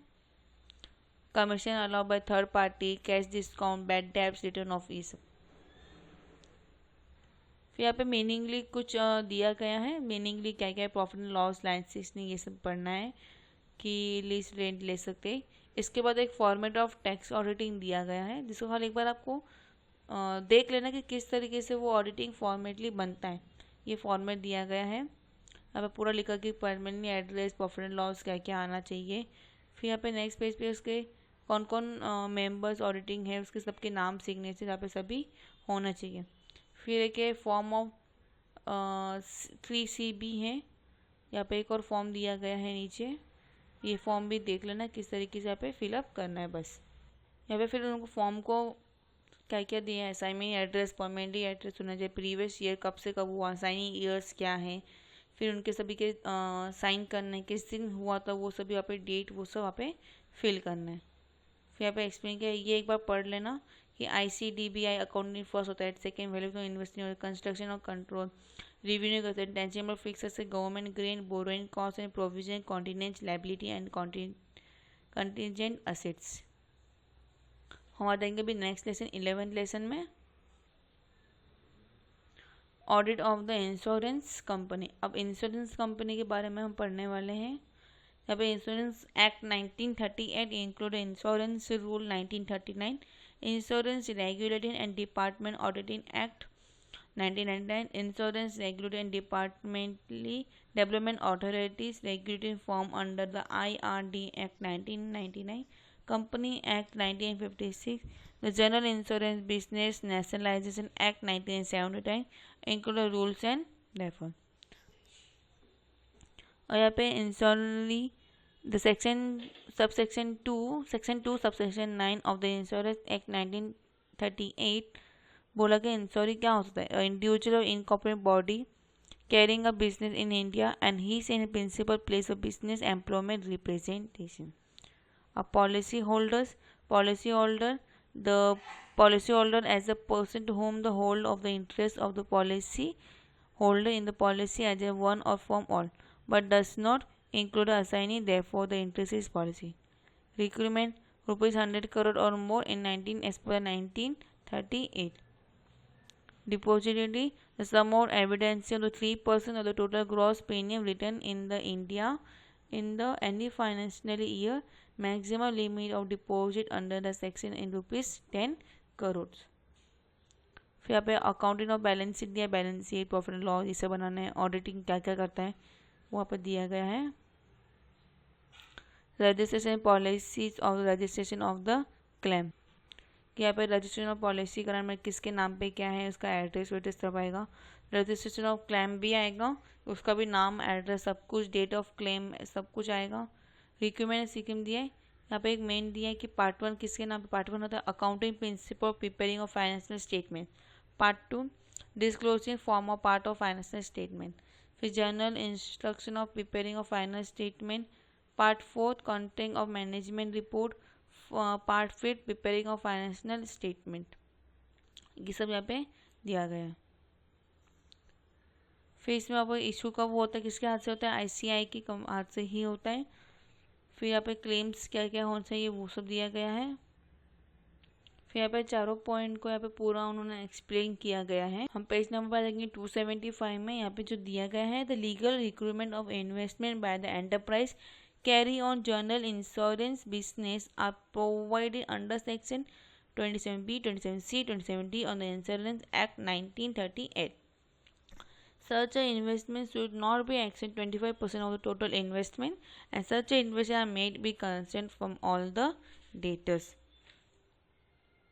फिर यहाँ पे पीछे एक टेबल दिया गया है, 20% और मोर टोटल असेट्स इसमें आएगा, फिर 30%, 5%, 10% एंड 55% के हिसाब से। फिर यहाँ पे एक पॉइंट दिया गया 50% ऑफ द फायर मारी गई cargo disclosure business exceed the margin full which is 100% as per the section 44 of the income tax act 1961। फिर यहाँ पे एक दिया गया है as per the rule 6E of the stated rule. According to this rule, the insurance company are allowed to deduct of the 50% of the net premium income to present of the fire and the mutilation business and 100% of the net premium income related to the marine insurance business. फिर री insurance है, verification of री insurance के बारे में यहाँ पे बताया गया है। इस लेसन के ऑब्जेक्टिव ज़्यादा आने के चांसेस है क्योंकि इसके लेसन ख़त्म होने के बाद भी ऑब्जेक्टिव्स बहुत सारे पूछे गए हैं और उसके आंसर्स आपको पीछे दिए गए भी हैं। यहाँ पे सॉल्वेंट मार्जिन क्या होता है वो सब यहाँ पे एक्सप्लेन किया है। जैसे यहाँ पे दिया है कि 50 crore rupees 100 crore rupees in the cash of the reinsurance किया तो the some evidence allowancing to the 20% of the net premium income 30% of the net including income. अब इसके बाद एक टेबल दिया गया है नीचे, ये पूरा यहाँ पे सम तो है ही नहीं, खाली किस तरीके से आ सकते कुछ क्वेश्चन दिए वो सम दिए एक्सप्लेन, मतलब टेबल बना के दे दिया कि इस तरीके से होता है एक फॉर्मेट। तो वो फॉर्मेट आप देख सकते हो किस तरीके से फॉर्मेट होता है। हम चले जाएंगे अभी next lesson 12 banking company auditing. अब बैंकिंग कंपनी ऑडिटिंग करने वाले जो मतलब ऑडिटिंग होते हैं बाकी सबका देखा, अब बैंक का कैसे ऑडिटिंग होता है वो हम यहाँ पे देखने वाले हैं। अब बैंक के ऑडिटिंग का हमें इतना मालूम है सेंट्रल बैंक होता है। सेंट्रल बैंक कौन है? अपना इंडिया का आरबीआई है और RBI is a main bank है जो पूरे ऑल ओवर को कंट्रोल करता है। अब नीचे कुछ बैंक दिए गए हैं जैसे यहाँ पे principally functionally of type of bank, banking regulation, state bank of India company act, state bank of India company, banking company, information technology, इस तरीके से। अब यहाँ पे दिया है कि auditor should also note that the non brokerage discount sales out to exceed to 2.5 bank can not form और सब्सिडी कंपनीज, ये सब यहाँ पे पॉइंट्स दिए गए हैं। Appointment of auditor the reserve bank of India appoint auditor who is the duly qualified auditor of company. कौन करता है बैंक में? Reserve bank of India. Now the person who qualifies the appoint the body of cooperative officer employment, the person who is liable to company, the person holding any security of the company for the period of 1 year is a success in internal control of processing in the bank. अब separate in coordinating of होने चाहिए, authorizing of transaction होना चाहिए, maintenance of accurate records and document होना चाहिए, accounting for the safeguard of for the assets, system confidence accounting mapping independently check। अब इन सभी point पर एक एक करके इन्होंने एक्सप्लेन नहीं किया गया है। ये जो last date of security engagement letter होना चाहिए ये सब। अब ऑडिटरी एक रिपोर्ट्स दिया गया है कि ऑडिटरी रिपोर्ट किस तरीके से क्या क्या उसमें होना चाहिए, जैसे उसमें whether not a transaction of bank which have to come to the notice has been within the power of that bank, whether not to returns auditor, ये सब। अब एक फॉर्मेट ऑफ ऑडिटिंग रिपोर्ट होता है, उसी format के हिसाब से उनको पूरा रिपोर्ट एक बनाना रहता है। Long form of auditing power of auditor क्या होता है? Audit of the bank company has the same power as those the company order is main in the book. अब एक पावर उनके हाथ में है कि उन्होंने कुछ भी पूरा अथॉरिटी उनके हाथ में होता है। Audit of the some important sales capitals लिए होना चाहिए। बाद में एक होता है रिजर्व एंड सरप्लस, ये सभी आपको पॉइंट्स मालूम है कि क्या होता है। हमें एक आता है डिपॉजिटर जिसमें हम करंट डिपॉजिट्स होता है, फिर होता है सेविंग बैंक अकाउंट होता है, फिर होता है टर्म डिपॉजिट और फिक्स डिपॉजिट, फिर करंट अकाउंट्स होते हैं, सेविंग बैंक डिपॉजिट होता है, टर्म डिपॉजिट्स होते हैं, deposit design by the foreigners होते हैं, इंटरनली अक्यूर्स बट नॉट ड्यू, फिर होता है बोरोइंग होता है, बिल पेबल्स होते हैं कि बराबर बिल्स पेबल्स हो रहे या नहीं हो रहे वो सब चेक करना रहता है। फिर एक आता है अदर इंक्लूडिंग प्रोविजंस होते हैं, फॉर एग्जांपल कैश हो गया, ये सब आएंगे। फिर बैलेंस भी था आरबीआई का बैलेंस भी पूरा चेक करना पड़ता है, revenue items, cash transactions, outstanding, balancing with the bank करना पड़ता है। अदर देन द आरबीआई के बाद भी दूसरे बैंक्स के भी बैलेंसिंग हमें वहाँ पर चेक करने पड़ते हैं। Money at call and the short notice, ये भी चेक करना रहता है कि बराबरली है या नहीं है। फिर आता है कि इन्वेस्टमेंटली जो कर रहे हैं वो सब बराबर है या नहीं। यहाँ पे कुछ इन्वेस्टमेंट के बारे में दिया गया है।